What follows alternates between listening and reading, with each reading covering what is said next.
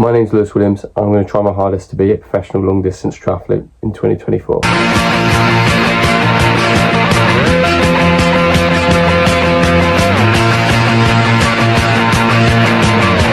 bam, mon ça se passe, j'ai sur mon lit à bouffer sa langue en buvant grand mon whisky. Quant à moi, peu dormi, vie débris, mais j'ai dû dormir dans la bouche. Who am I to start off with? That was a very, very good question.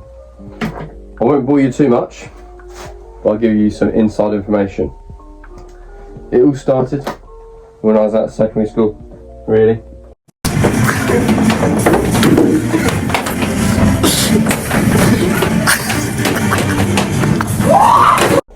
So at primary school, I was a fat, lazy kid. I was very much into my sports. I was in every sports team I could possibly be. I played football. I was in the school football team. I was in the school rugby team. I also played ping pong for the school on one occasion. That didn't end well. After secondary school, I dabbled in a bit of, in secondary school, dabbled in a little bit of triathlon, and then going into college, I went to Farmer Tech. I did a lot of triathlon.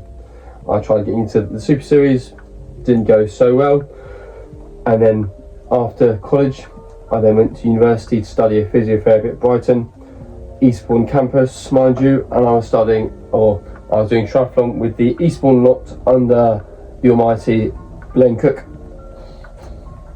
which was fun. After this, then I became a solo athlete as I worked in the NHS full time as a physiotherapist for 3 years. I worked at different hospitals, one being St Mark's in Maidenhead and the other one being Frimley Park Hospital. This is not easy for an athlete to be a physio full time. Obviously, you're working full time, so that's the vast majority of your week gone. Also, being an athlete, you're quite tired, and work don't quite like you being tired all the time, but hey, it is what it is. Third of all, at work there's a thing called being on call. Oh God! No! God, please, no! No! No! No! And this is where you take this blasted phone, or you take your own phone home with you, full well knowing that there's a 50% chance at any point in the night you are going to get called in to somebody in the hospital needing, as we call it, chest physio, where you suction out someone's lungs, or you give them a cough assist, or you give them some deep breaths to try and get them breathing better. For all of you that thought physiotherapy was just a bit of massage, you're wrong. We hate doing massage, unless you're in the private sector, and then you think massage is the best thing ever because people will pay for it.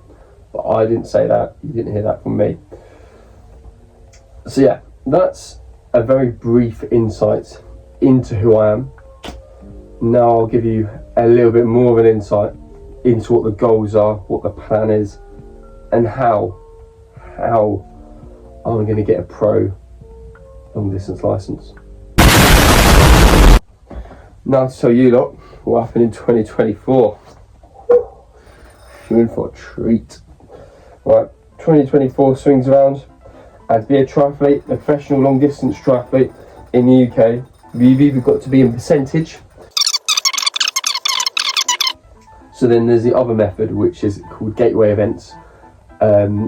So Outlaw Nottingham Full and Outlaw Nottingham Half are normally gateway events in the UK. I entered in 2024. The bright sparks, you will know, this is not 2024, this video is being released. I plan to do it in 2024. Built up, had a really solid base, never been that fit before, and I got a bit of plica irritation, we think it was, in my left knee, which meant I couldn't run, could barely cycle, and swimming sometimes occasionally I had that niggling pain in my knee, which meant I could not train. So obviously there's very little point in going into a race not being able to run or cycle, especially one of that distance and potentially with that higher caliber. Also, the caveat for doing these races is you've got to be on the podium, so that makes it once again incredibly hard. So I knew I'd have to be at my absolute ultimate fitness. And the build into 2024 was really good up to when I became injured. 2024 was not a write-off completely. I still did very well at some other races. For instance, a couple of ATW duathlons and triathlons.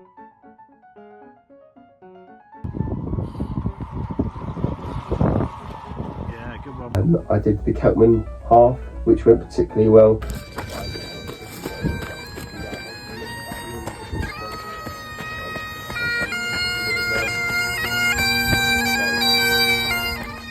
$20.25. That's not good. That's very loose. Good question. What's going on?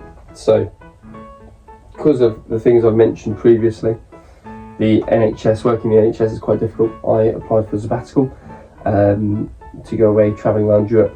Because of us leaving Brexit, I could only go around Europe for 90 days, which is not the end of the world.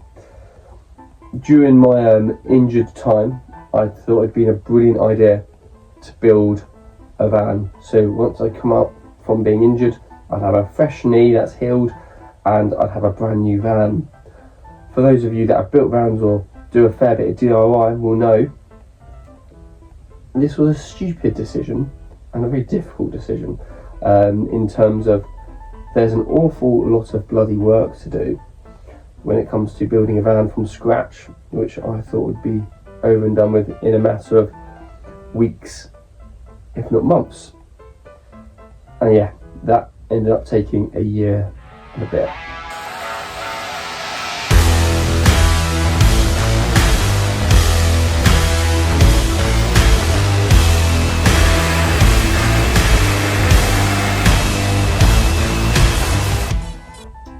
Which was fun.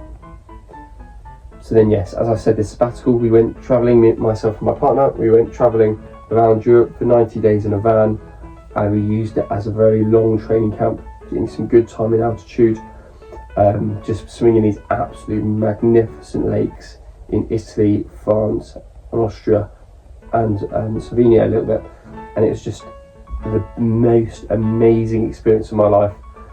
To be honest, it was almost like a continuous expedition, but in the evening you had this van which had a makeshift toilet, had a cold running shower, had a tap, you could cook hot meals and stuff because we had a gas stove, we had our own double-sized bed, we had all the bikes in the back. It was brilliant, and if we needed to go anywhere get petrol, that wasn't too far away because we were obviously in Europe. So that ended really well, and then we came back to work and then we did the Outlaw. And may God have mercy on your soul. 2025, huge. Let me fill you in. I just need to. Oh, that's illegal to get down on your bike like that.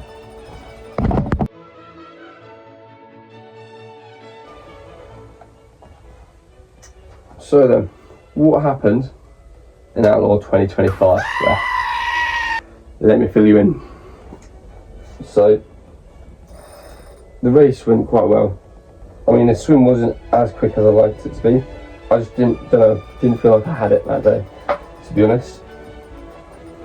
I swam 3.8k in 58 minutes, which is not the quickest time in the world, but it's enough to get me out of the water and keep me just within the top 10. I then had a good start to the bike, just holding 250 watts, which then I was planning to build on. I'll go through my training later down the line.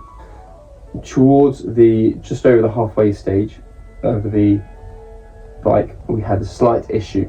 The bottle that I use for holding my gels had got stuck, so it sits in the bottom out between my arms in the TT position, and because it leaked a little bit and I hadn't taken anything from it from 20 to 30 minutes, it was now stuck, and I purely just could not rip it out, which was quite depressing, to be honest, being as I've almost trained for 2 years for this race.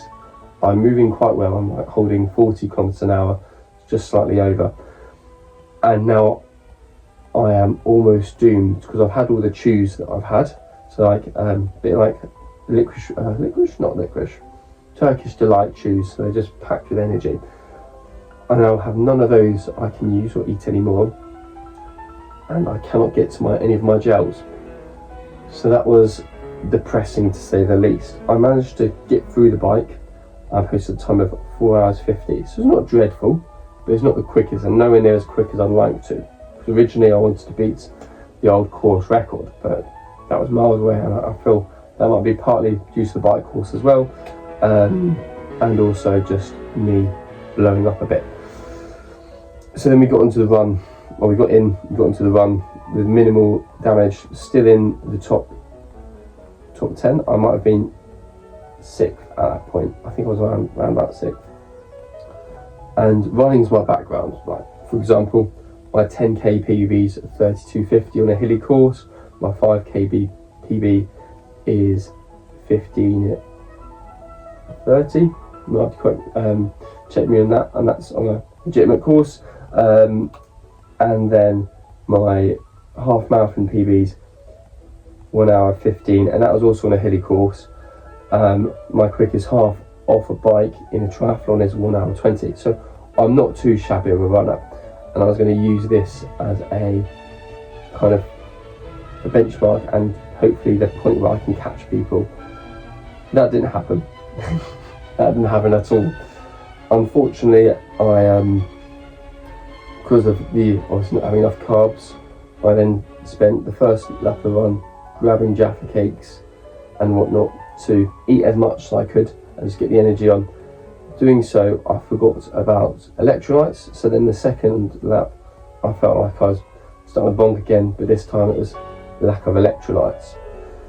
So obviously that's another issue, and yeah, we got around that eventually, so hey ho. And then yeah, we struggled with that run. We walked a little bit, or fair bits of it, and I ended up doing 3 hours 30 odd minutes, resulting in a time of 9 hours 30, putting me in 7th place overall, which isn't the worst position ever, but it's not the best either. Also, shout out to those guys that won. Next year, if I'm not travelling or elsewhere, I will be back and I will try my hardest, my absolute hardest, to not be shit, as some people say, and get it done properly. Right, I'm gonna stop the old vid now, and I'm going to